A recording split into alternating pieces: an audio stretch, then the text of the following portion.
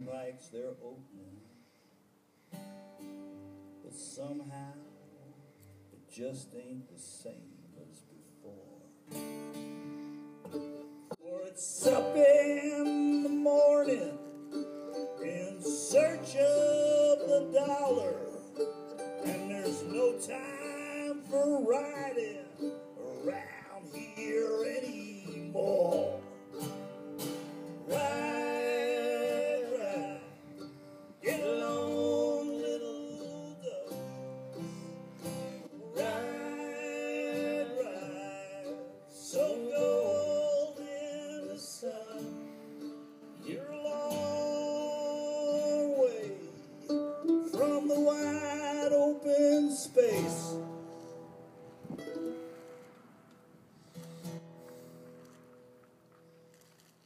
Get along, little doggies, the day's about done. Get along, little doggies, for the West it is one.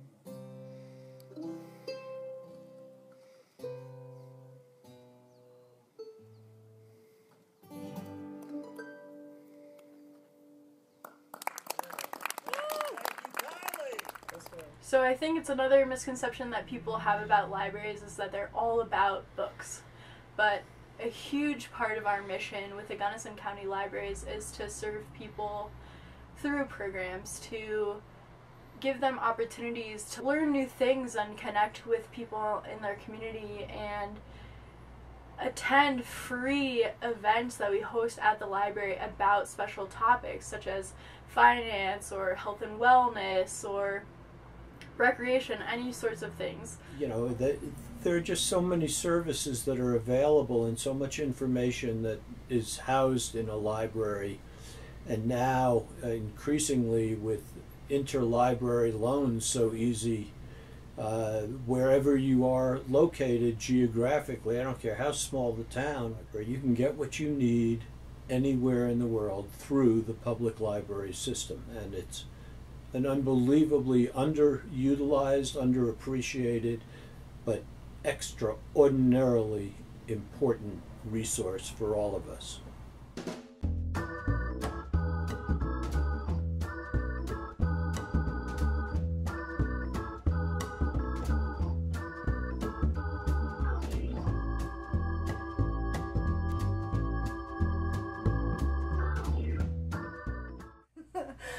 I'm Maria Fennerty, and I work at the Crested Butte Library, part of the Gunnison County Library District, and I am youth programming person for our library. So I cover services for people from birth up to age 18.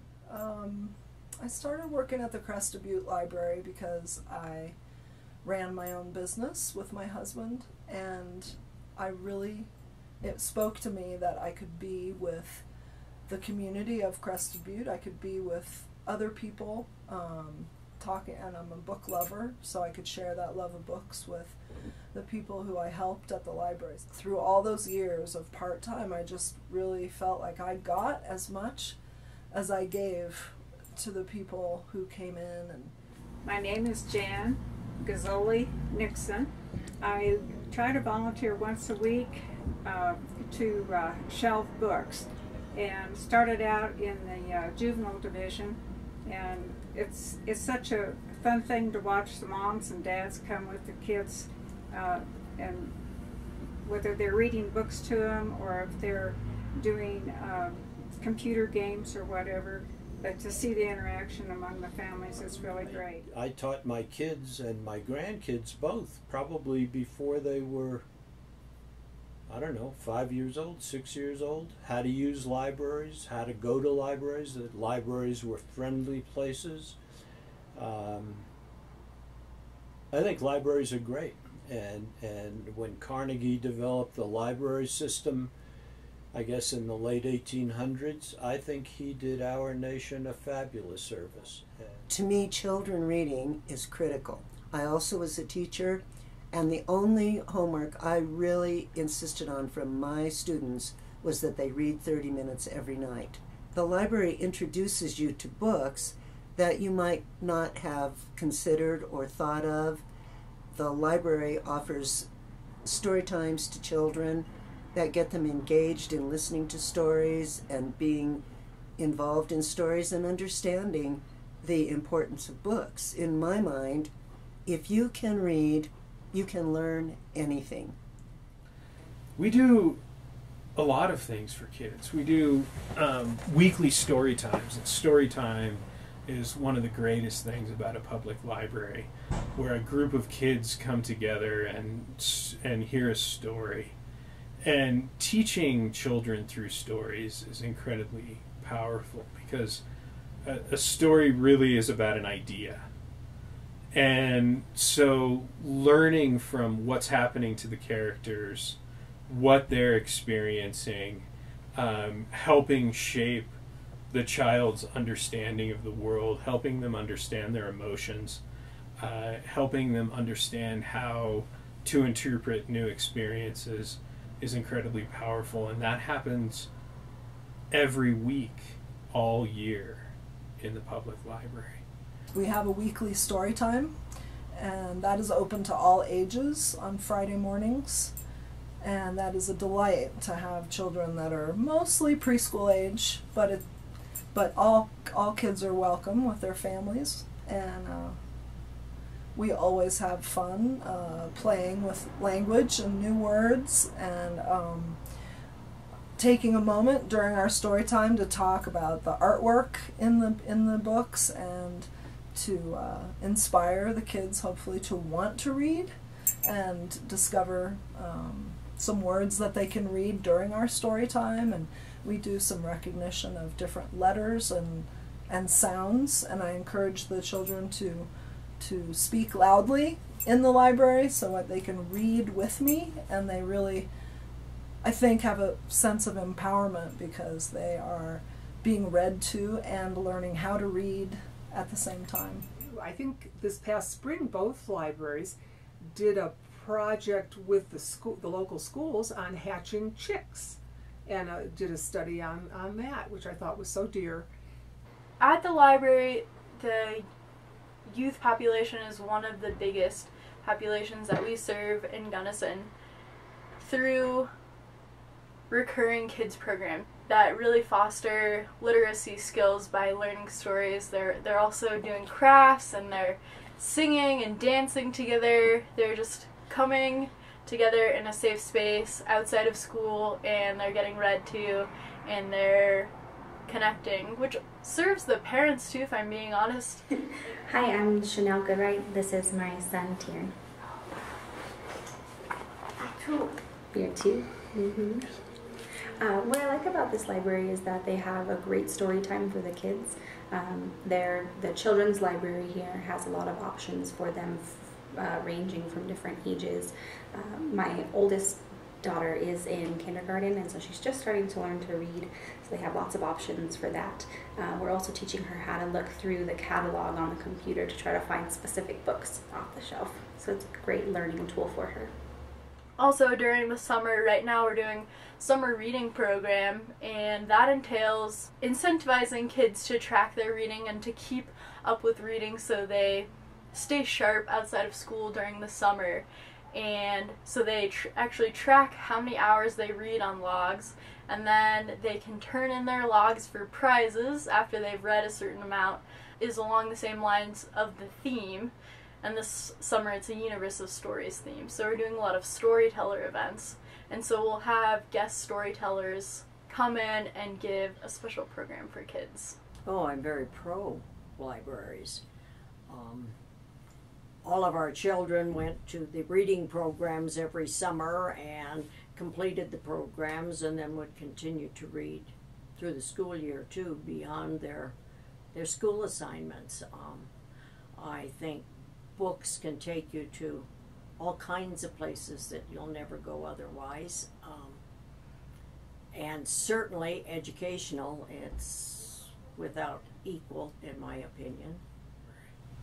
There are other programs that are happening through the library. There's a recognition that There are a lot of young children who are cared for by friends of the family or a grandparent, and the library works to educate those adults in how they can help those children really excel in those critical early years of life and development. The library also provides after-school programming for young children, and we're working towards expanding into young adult services and filling the gap for kids who are in middle and high school and giving them a place to connect. And that really relates back to our funding and facility needs, because that's something that's not happening right now in Gunnison County Libraries.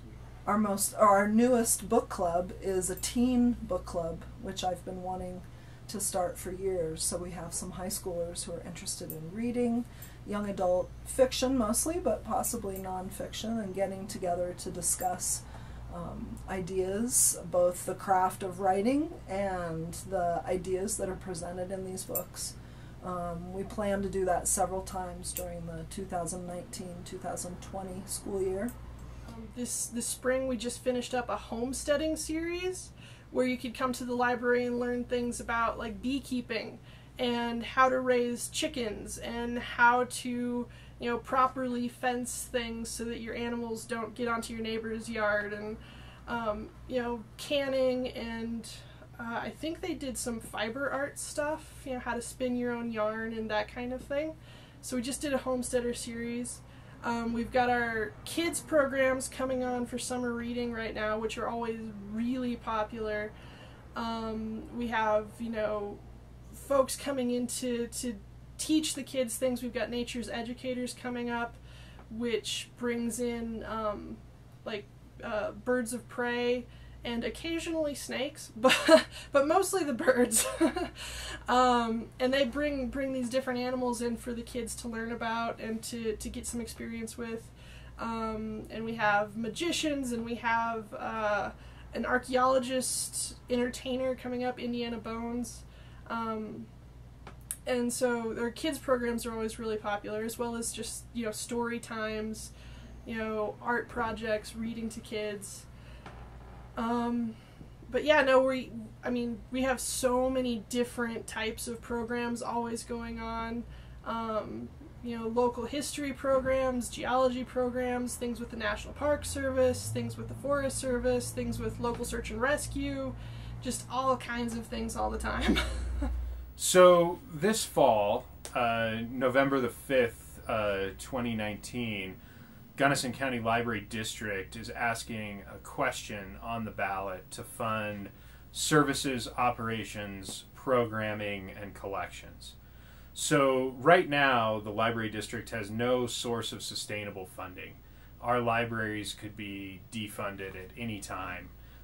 This question will, number one, solve that situation to where we do have sustainable funding for library services in Gunnison County. If the question passes, we will expand collections, expand programs, expand services. We'll add a whole suite of services for young adults. We will grow our children's programming and early literacy programming. We will be able to double the amount of electronic downloadable content that's available, and we'll be able to add a third more to our physical collections each year.